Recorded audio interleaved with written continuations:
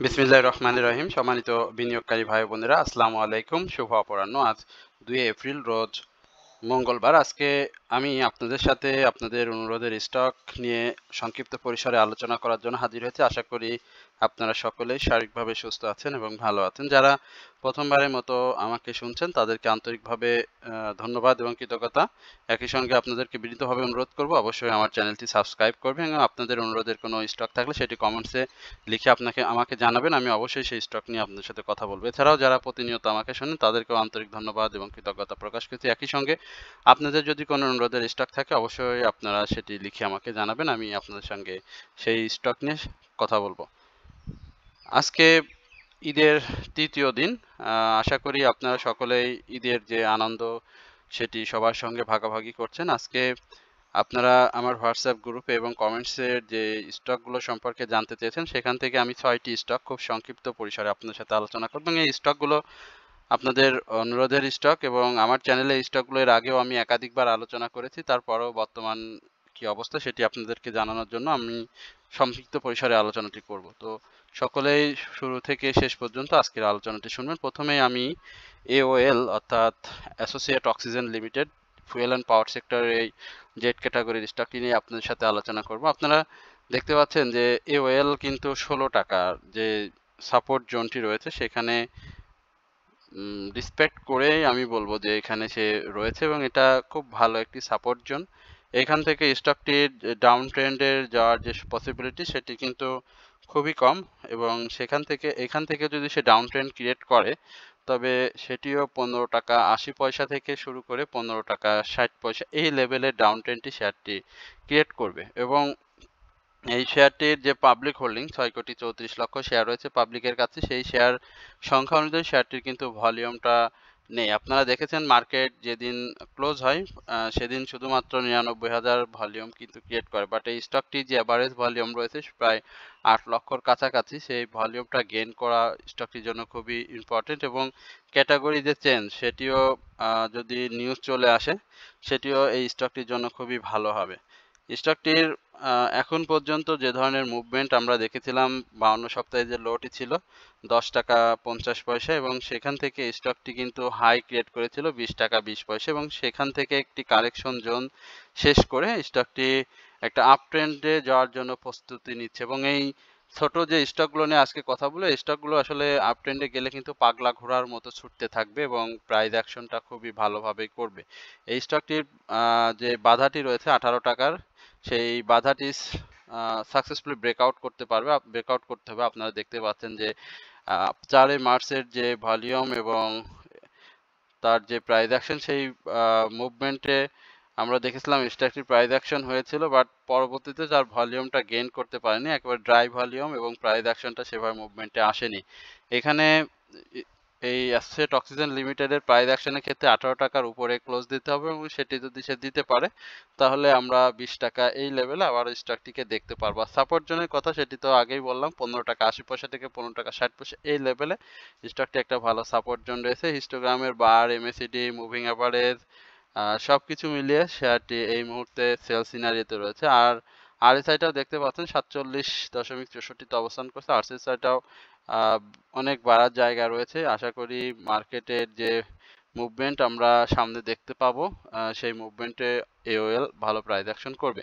তো এই হচ্ছে আপনাদের AOL নিয়ে আমার সংক্ষিপ্ত পরিসরের আলোচনা। এরপরে আপনারা ন্যাশনাল লাইফ ইন্স্যুরেন্স এই স্টকটি নিয়ে জানতে চেয়েছেন। আমরা একটু ন্যাশনাল লাইফ ইন্স্যুরেন্সের কি অবস্থা সেটি আপনাদেরকে একটু জানানোর চেষ্টা করতেছি। ন্যাশনাল লাইফ ইন্স্যুরেন্সের একেবারে হিউজ একটি ডাউন ট্রেন্ড এই স্টকটির হয়েছে।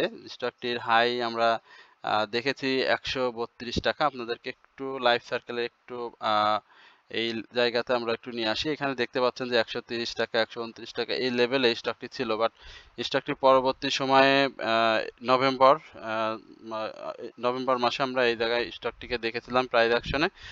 পরবর্তীতে স্টকটি কিন্তু বেশ বড় ডাউন ট্রেন্ড দিয়ে এখন বর্তমানে 92 টাকা এই লেভেলে অবস্থান করছে। 92 টাকা 40 পয়সা স্টকটির যে 52 সপ্তাহের লো সেটি 88 টাকা ছিল, বাট রিসেন্ট যে লোটি ক্রিয়েট করেছে সেখানেও কিন্তু আমরা দেখতে পাচ্ছি 90 টাকা 60 পয়সা। এই লোটি ভেঙে তার যে 52 সপ্তাহের যে লোটি রয়েছে সেখানে কিন্তু আসার একটা জোর সম্ভাবনা আমরা এই স্টকটিকে দেখতে পাচ্ছি। যদিও তার যে মুভমেন্টটি আমরা ফেব্রুয়ারিতে দেখেছিলাম, একটা মুভমেন্ট যে 98 টাকা 97 টাকা থেকে 105 টাকা আমার যদি ভুল না হয়, এই লেভেলে স্টকটি গিয়েছিল। এখন আবার সেই সেম জোনে কিন্তু অবস্থান করছে এই 92 টাকার। এখান থেকে যদি একটা মুভমেন্ট হয় তাহলে আমরা 98 টাকা থেকে 99 টাকা 50 পয়সা এই লেভেলে স্টকটিকে দেখতে পাবো। আর যদি এইখান থেকে সে ডাউন ট্রেন্ড ক্রিয়েট করে, ন্যাশনাল লাইফ ইন্স্যুরেন্স যাদের রয়েছে তাদের উদ্দেশ্যে বলছি, যদি সে ডাউন ট্রেন্ডটা ক্রিয়েট করে তাহলে কিন্তু 88 টাকা 90 পয়সা থেকে তার যে 52 সপ্তাহের লো রয়েছে সেখানে স্টকটি অবস্থান করবে। আর একই সঙ্গে ভলিউমটা গেইন করা খুবই জরুরি। হিস্টোগ্রামের বার এমএসিডিতে সব কিছুতে সেল সিগন্যাল রয়েছে। আনইউজুয়াল ভলিউম সে মাঝে মাঝে ক্রিয়েট করছে, সেই ভলিউম দিয়ে আমরা দেখেছি আপ ট্রেন্ডে যাওয়ার চেষ্টা করেছে, বাট সেটি কিন্তু সাস্টেনেবল মুভমেন্ট হয়নি। তো এখন পর্যন্ত ইন্স্যুরেন্স লাইফ সেক্টরের যে মুভমেন্ট, সেই মুভমেন্টের সাথে আমরা কিন্তু ন্যাশনাল লাইফ ইন্স্যুরেন্সকে সেভাবে প্রাইস অ্যাকশনে দেখিনি। সুতরাং একটু সময় লাগবে। এই সময়টাতে যে কারেকশন, সেই কারেকশন শেষ করবে ন্যাশনাল লাইফ, এবং এই 88 টাকা 90 পয়সা থেকে 90 টাকা 60 পয়সার যে লো, এই লোতেই আমরা স্টকটিকে দেখব, এবং সেখান থেকে স্টকটি আপ ট্রেন্ডে গেলে 99 টাকা থেকে 100 টাকা এই লেভেলে আমরা ন্যাশনাল লাইফকে প্রাথমিকভাবে প্রফিট টেকিং জোন হিসেবে ধরে নিচ্ছি। এরপরে আপনাদের আরও বেশ কিছু অনুরোধের স্টক রয়েছে। যারা প্রথমবারের মতো আমার চ্যানেলে আমাকে শুনছেন তাদেরকে বিনীতভাবে অনুরোধ করব অবশ্যই আমার চ্যানেলটি আপনারা সাবস্ক্রাইব করবেন, এবং আপনাদের যদি কোনো অনুরোধের স্টক থাকে সেটি অবশ্যই আপনারা কমেন্টসে লিখে জানাবেন। এরপরে আমরা ইঞ্জিনিয়ারিং সেক্টরের একটি স্টক এসএস স্টিল, এই এসএস স্টিল লিমিটেড নিয়ে আপনারা জানতে চাচ্ছেন। এটি ভলিউম একেবারে কম, 2,25,000 ভলিউম করেছে 27শে মার্চ বন্ধের দিনে। স্টকটি প্রাইস আপ ট্রেন্ডে যাওয়ার জন্য প্রস্তুত ছিল, এবং আপ ট্রেন্ডে হাই যেটি ছিল 25শে মার্চের হাইয়ের উপরে ক্লোজ দিতে পারেনি স্বাভাবিকভাবে। আমি এসএস স্টিল নিয়ে এর আগেও আপনার সাথে খোলামেলা একটা আলোচনা দিয়েছিলাম, বলেছিলাম যে 8 টাকা 50 পয়সার উপরে একটা ক্লোজ, এবং পরবর্তীতে সেটি যদি ক্লোজ করতে পারে সাকসেসফুলি ভাবে তাহলে 9 টাকা 50 পয়সা। তো এখন আমরা এসএস স্টিলের যে মুভমেন্টটি দেখতে পাচ্ছি সেখানে প্রথম কথা হচ্ছে যার ভলিউমটি নেই। এখানে এর যে পাবলিক হোল্ডিং শেয়ার রয়েছে প্রায় 20 কোটির মতো, সেই শেয়ার সংখ্যা অনুযায়ী তার ভলিউমটা গেইন করতে পারেনি, বাট সেকেন্ড কোয়ার্টার ইপিএসটা ভালো এসেছে। ইঞ্জিনিয়ারিং সেক্টরের যে মুভমেন্ট, সেই মুভমেন্টটা আমরা যদি এই স্টকের দিকে একটু লক্ষ্য করি তাহলে কিন্তু এই জায়গাতে দেখতে পাচ্ছেন যে লোটি যে ক্রিয়েট করেছিল, এই লো থেকে সে আপ ট্রেন্ডে গিয়েছিল, অর্থাৎ ফেব্রুয়ারিতে সে লো থেকে আপ ট্রেন্ডে গিয়ে এখন ডাউন ট্রেন্ডে রয়েছে। এখানে সাপোর্ট রয়েছে, আজকের যে সাপোর্ট আমি এখন যে আলোচনাটা দিচ্ছি এখানে কিন্তু সে মেজর সাপোর্টটাকে রেসপেক্ট করেছে।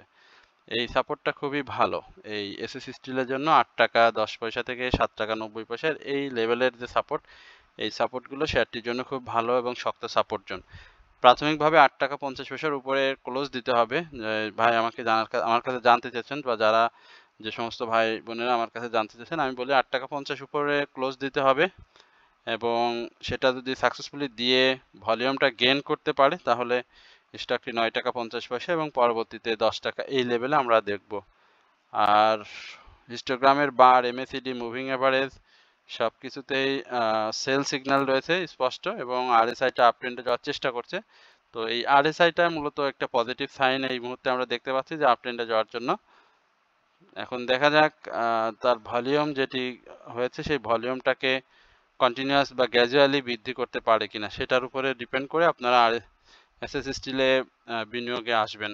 এরপরে ফুড অ্যান্ড অ্যালাইড সেক্টরের একটা গুরুত্বপূর্ণ স্টক এবং ছোট স্টক আরডি ফুড নিয়ে আপনারা জানতে চাচ্ছেন। আমরা একটু আরডি ফুড নিয়ে আপনাদেরকে একটু জানাই। আরডি ফুডের আনচেঞ্জ অবস্থাতে শেষ করছে, ক্যান্ডেলটা ভালো আসেনি। 24 টাকা 70 বা 24 টাকার 80-র উপরে যদি একটা ক্লোজ দিতে পারতো তাহলে একটা পজিটিভ মুভমেন্ট আমরা ধরে নিতাম, যেহেতু সে একটু কারেকশন জোনের মধ্যে দিয়ে যাচ্ছে এবং কারেকশন জোনটা শেষ করবে 24 টাকা 40 পয়সা থেকে 24 টাকা 40 পয়সা থেকে 24 টাকা 30 পয়সা, এই লেভেলের একটা কারেকশন জোন আমরা প্রত্যাশা করছি। খুব বেশি কারেকশন জোন আমরা আরডি ফুডে দেখব না, কারণ সে যে কারেকশন করার সে কারেকশনটি শেষ করেই মূলত আপ ট্রেন্ডে গিয়েছে।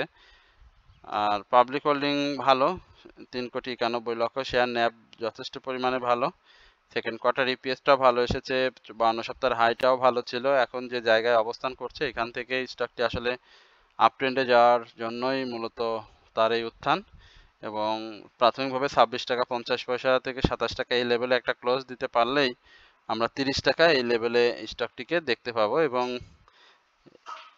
হিস্টোগ্রামের যে বারটি দেখতে পাচ্ছেন সেই বারে কিন্তু ধূসর এবং ছোট হয়ে আসে, সুতরাং গ্র্যাজুয়ালি মার্কেট যদি পজিটিভ হয়ে যায় এই ঈদ পরবর্তী সময়ে নতুন করে আমরা যদি পেয়ে যাই, তাহলে কিন্তু আরডি ফুডের একটা ভালো মুভমেন্ট আমরা প্রত্যাশা করছি।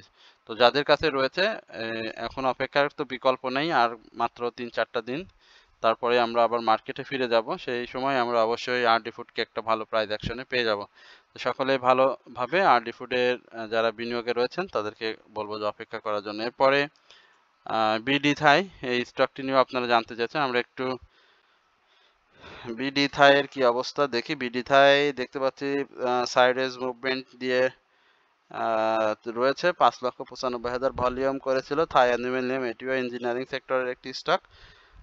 ক্যান্ডেলটা খুব বেশি ভালো আসেনি, স্বাভাবিকভাবে ডাউন ট্রেন্ডের ইঙ্গিত বহন করে, বাট এখানে যেটি হবে সেটি সাইডওয়েজ মুভমেন্ট, অর্থাৎ 15 টাকা 80 পয়সা যে বর্তমান প্রাইস অ্যাকশন, এখান থেকে আমরা শেয়ারটি 15 টাকা থেকে 15 টাকা 50 পয়সা এই লেভেলের একটা মুভমেন্টে পাবো। এবং তার যে রিসেন্ট হাইটি দেখতে পাচ্ছেন 17 টাকা 20 পয়সা, এই রিসেন্ট হাইটি ক্রিয়েট হবে, কিন্তু তার যে সিগন্যালগুলো চেঞ্জ হয়ে গিয়েছে, স্পষ্টভাবে সেল সিনারি তো চলে আসে, এই সেল সিনারিওতে সাইডওয়েজ মুভমেন্ট নিয়েই থাকবে এবং সাইডওয়েজ মুভমেন্টটাকে বাই সিগনালে রূপান্তরিত করে তারপরে সে আপট্রেন্ডে যাবে, এবং সেই আপট্রেন্ডটা নতুন করে আমরা প্রত্যাশা করি, এবং সেই আপট্রেন্ড অবশ্যই মার্কেট পজিটিভ হলে সেটা হবে, আদারওয়াইজ এখন পর্যন্ত আমি মনে করি যে এটি সম্ভব না, কারণ তার পাবলিক হোল্ডিং শেয়ার রয়েছে অনেক বেশি,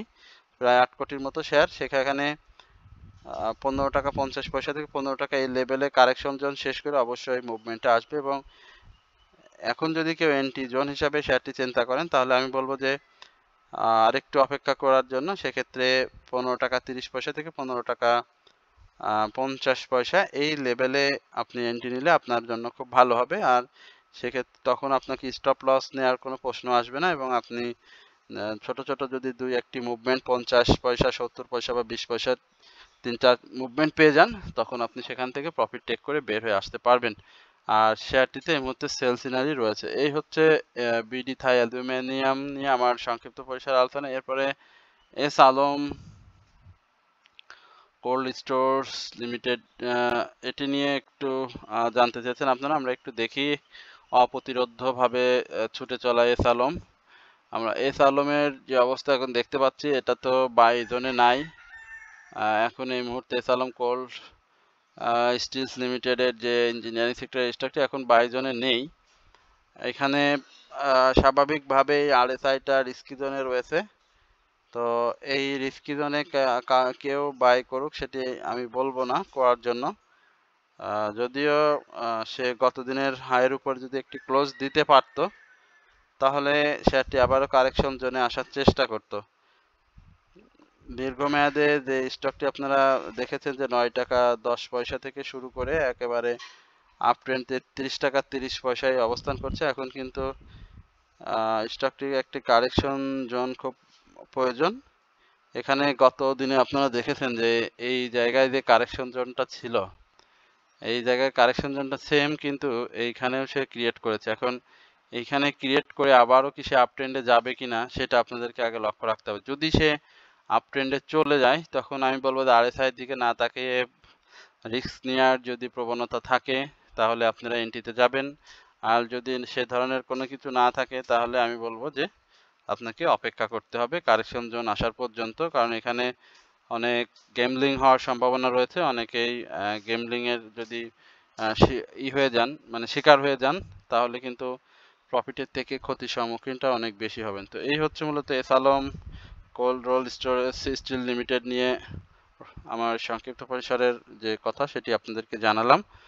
আর শেয়ারটিতে এই মুহূর্তে বাই সিগন্যাল থাকলেও হিস্টোগ্রামের বারে কিন্তু সেল সিগন্যাল রয়েছে, এমএসিডিতেও সেল সিগন্যাল রয়েছে। তো এই হচ্ছে আজকে আপনাদের অনুরোধের স্টক নিয়ে সংক্ষিপ্ত পরিসরে আলোচনা। আশা করি আপনারা সকলেই ধৈর্য সহকারে আজকের এই আলোচনাটি শুনেছেন এবং আপনাদের কাছে বিনীতভাবে অনুরোধ করব অবশ্যই আমার চ্যানেলটি সাবস্ক্রাইব করবেন এবং আমার পাশে থেকে আপনাদের যদি কোনো অনুরোধের স্টক থাকে সেটি আমাদেরকে কমেন্টসের মাধ্যমে লিখে জানাবেন। তো সকলে ভালো থাকবেন, সুস্থ থাকবেন, এই প্রত্যাশায় আজকের আলোচনা এখানে শেষ করছি। আসসালামু আলাইকুম ওয়া রাহমাতুল্লাহি ওয়া বারাকাতুহু।